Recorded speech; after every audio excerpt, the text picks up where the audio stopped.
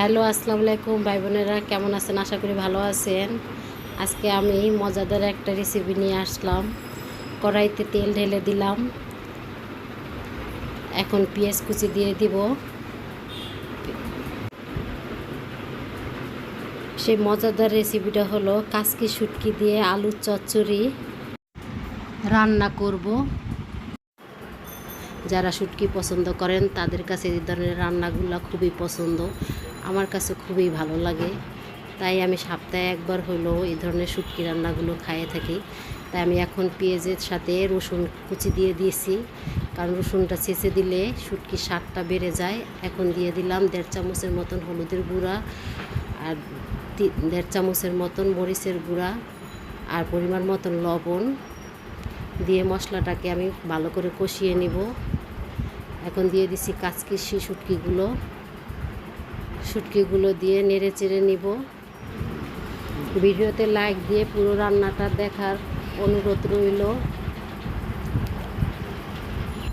এখন আমি দিয়ে দিলাম 8-10টার মতন কাঁচামরিচ, কারণ শুটকিতে ঝাল না হলে ভালো লাগে না, তাই আমি ঝালের পরিমাণটা একটু বেশি দিয়েছি। মশলাটা ভালো করে কষাতে হবে। মশলাটা ভালো করে কষিয়ে নিয়েছি। এখন আমি দিয়ে দিলাম মাঝারি সাইজের একটা টমেটো, কারণ টমেটোটা দিলে আমার কাছে খুবই ভালো লাগে। এখন আমি দিয়ে দিলাম আলু কুচানো ছিল, সেই আলুগুলো। এখানে 2টা আলু ছিল। আলুগুলো আর কাচকি শুটকিগুলো মশলার সাথে ভালো করে কষিয়ে নেব।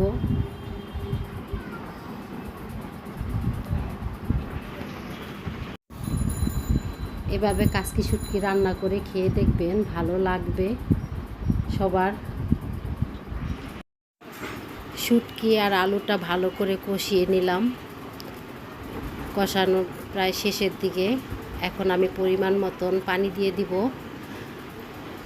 কারণ আলু বেশি পানি লাগবে না, অল্প পানিতেই সিদ্ধ হয়ে যাবে।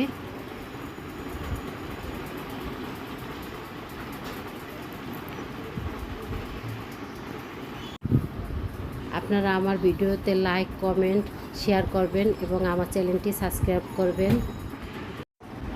আপনাদের একটি লাইক, কমেন্ট ও সাবস্ক্রাইবে আমার নতুন আরেকটা ভিডিও দেওয়ার আগ্রহ অনেকটা বেড়ে যাবে। আবার দেখা হবে নতুন একটা ভিডিওতে।